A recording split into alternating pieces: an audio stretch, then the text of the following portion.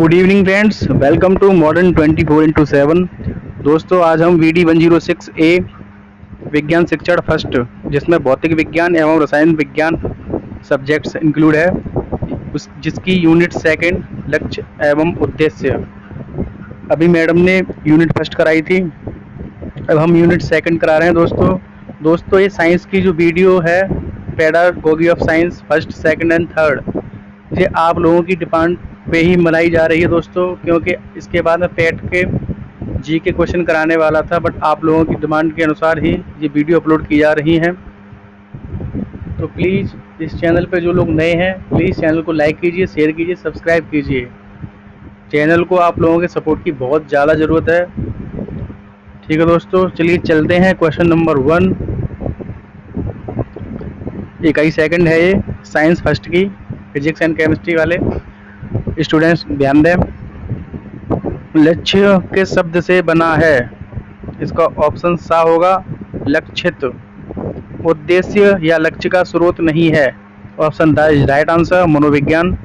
प्राप्य उद्देश्य का क्षेत्र होता है, संकुचित, सीमित। आ और बा दोनों राइट आंसर होंगे, ऑप्शन सा इज राइट आंसर। उद्देश्य या लक्ष्य का क्षेत्र होता है, तो इसमें बा और सा दोनों होंगे, यानी व्यापक और असीमित। उद्देश्य या लक्ष्य की अवधि होती है, दीर्घकालीन होती है, option uh is right answer. शिक्षण उद्देश्यों को कितने भागों में बांटा गया है? तो ऑप्शन आ 2 भागों में बांटा गया है। उद्देश्य शब्द मिलकर बना है, उद्देश्य या से, तो ये उपयुक्त सभी से मिलकर बना है। प्राप्य उद्देश्य की प्राप्ति की जिम्मेदारी प्राय किसकी होती है? तो शिक्षक की होती है, ऑप्शन बा इज राइट आंसर। निम्न में विशिष्ट उद्देश्य नहीं है, तो ऑप्शन सा होगा राइट आंसर। विद्यार्थी में सृजनात्मक सोच का विकास करना। क्वेश्चन नंबर 10, निम्न में से सामान्य उद्देश्य है, तो उसका भी सा है, ठोस, द्रव और गैस की प्रकृति का अध्ययन करना। अनुदेशनात्मक उद्देश्यों को लिखते समय निम्नलिखित बिंदुओं को ध्यान में रखना चाहिए। तो सारे ही बिंदु हैं, इनको ध्यान में रखना चाहिए, जैसे कि विषय वस्तु का चुनाव, विशिष्ट उद्देश्यों का चुनाव, कक्षा कक्ष की शिक्षण नीति का सही निर्धारण। सभी राइट आंसर, ऑप्शन द। उद्देश्यों को व्यवहारिक रूप में लिखने की आवश्यकता एवं महत्व है, क्योंकि यह परीक्षण के लिए प्रश्नों के चयन में सहायक है, बिल्कुल राइट है। इनकी सहायता से मूल्यांकन एवं मापन संभव होता है, बिल्कुल राइट है। श्रव्य दृश्य सामग्री के चयन में सहायता प्रदान करता है, तो सारे ही सही हैं, option the is right answer. विज्ञान शिक्षण के उद्देश्यों को निर्धारित करने के लिए किस बिंदु पर ध्यान नहीं दिया जाना चाहिए? तो व्यवस्था पर ध्यान नहीं दिया चाहिए, और जिन पर ध्यान दिया जाना चाहिए वो है उपयोगिता, योग्यता और व्यावहारिकता। तो ऑप्शन सा होगा इसका, व्यवस्था, इस पर ध्यान नहीं दिया जाना चाहिए। विज्ञान शिक्षण के उद्देश्यों को निर्धारित करने के लिए व्यवस्था, इस पर ध्यान नहीं दिया जाना चाहिए।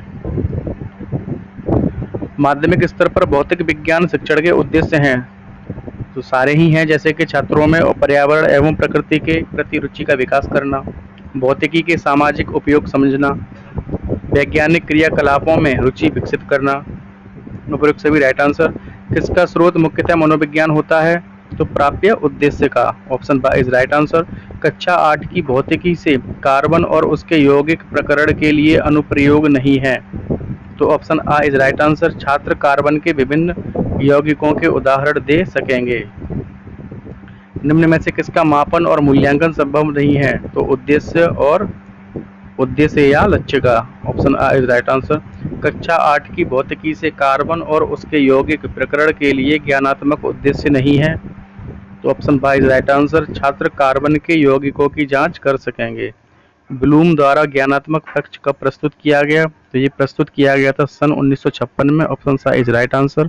ज्ञानात्मक पक्ष का वर्गीकरण किसके द्वारा प्रस्तुत किया गया? ब्लूम के द्वारा प्रस्तुत किया गया, option uh is right answer. ज्ञान के अंतर्गत पाठ्य वस्तु के कितने स्तर होते हैं? तो 3 स्तर होते हैं, ऑप्शन बा इज राइट आंसर। विश्लेषण और संश्लेषण संबंधित हैं ज्ञानात्मक पक्ष से, option uh is right answer. ज्ञानात्मक पक्ष से संबंधित नहीं है। ज्ञान बोध विश्लेषण तो ज्ञानात्मक पक्ष से संबंधित है, बट नियंत्रण जो है वो ज्ञानात्मक पक्ष से संबंधित नहीं है, ऑप्शन सा इज राइट आंसर। भावात्मक पक्ष को ब्लूम, कर्थवाल तथा मसीहा द्वारा कब वर्गीकृत किया गया? सन 1964 में, ऑप्शन बा इज राइट आंसर। भावात्मक पक्ष से संबंधित नहीं है तो ऑप्शन ब उद्दीपन नहीं है। भावात्मक पक्ष का वर्गीकरण किसके द्वारा प्रस्तुत किया गया? तो ब्लूम, कर्थवाल, मसीहा, इन तीनों की द्वारा, इन सभी के ही द्वारा प्रस्तुत किया गया। Option the is right answer. क्रियात्मक पक्ष का वर्गीकरण किसके द्वारा प्रस्तुत किया गया? तो सिम्पसन के द्वारा। Option uh is right answer.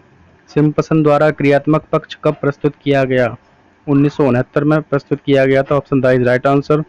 क्रियात्मक पक्ष से संबंधित है तो कार्य करना। ऑप्शन सा इज राइट आंसर। अवबोधन के अंतर्गत किस प्रक्रिया को सम्मिलित किया जाता है? तो अनुवाद को सम्मिलित किया जाता है। विश्लेषण का स्तर नहीं है तो ऑप्शन सा तत्वों का विशेष संप्रेषण करना। RCEM का पूरा नाम है regional college of education Mysore. Option uh is right answer. अनुवाद, व्याख्या और बाह्य वेशन को किसमें सम्मिलित किया जाता है? तो अवबोधन में सम्मिलित किया जाता है। Option uh is right answer. RCEM उपागम की विशेषता है तो प्रयुक्त सभी हैं, जैसे कि उपागम द्वारा पाठ नियोजन अत्यंत सरल है, उपागम में प्रक्रिया पर अधिक बल दिया जाता है, उपागम में मानसिक योग्यताओं पर विशेष बल दिया जाता है। उपयुक्त सभी राइट आंसर ऑप्शन द। निम्न में शैक्षिक उद्देश्य नहीं है तो ऑप्शन सा होगा इसका। शैक्षिक उद्देश्य विशिष्ट होते हैं। आदत निर्माण किससे संबंधित है? तो ये संबंधित है क्रियात्मक पक्ष से। ऑप्शन सा इज राइट आंसर। गिलफोर्ड ने कितनी मानसिक योग्यताओं का उल्लेख किया है? तो 120 मानसिक योग्यताओं का उल्लेख किया है। किसने? गिलफोर्ड ने। ऑप्शन बा इज राइट आंसर। अनुदेशात्मक उद्देश्यों का गुण नहीं है। Option the. अनुदेशात्मक उद्देश्यों की प्राप्ति असंभव है। उद्देश्यों के कितने पक्ष होते हैं? तो उद्देश्यों के 3 पक्ष होते हैं। ऑप्शन बा इज राइट आंसर। ज्ञानात्मक पक्ष के उद्देश्यों का विश्लेषण प्रस्तुत किया है BS ब्लूम ने। Option uh is right answer. निम्नलिखित में कौन सा ज्ञानात्मक पक्ष का उद्देश्य है? ज्ञान, बोध, प्रयोग, ये सभी ज्ञानात्मक पक्ष के उद्देश्य हैं। उपरोक्त सभी राइट आंसर ऑप्शन था। भावात्मक पक्ष के उद्देश्यों को विश्लेषित किया है क्रथवाल तथा मसीहा ने। Option a is right answer. उद्देश्यों के प्रकार हैं शैक्षिक उद्देश्य, शिक्षण उद्देश्य, दोनों ही इसका राइट आंसर होगा। ऑप्शन सा राइट आंसर। तो दोस्तों science pedagogy of science first physics and chemistry की यूनिट सेकंड समाप्त हो चुकी है। कल इसकी तीसरी यूनिट लेकर आएंगे।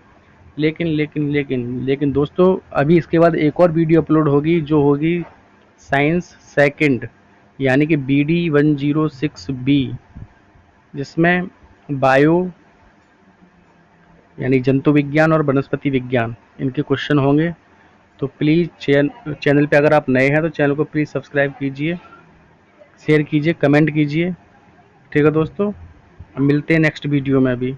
ठीक है, बाय।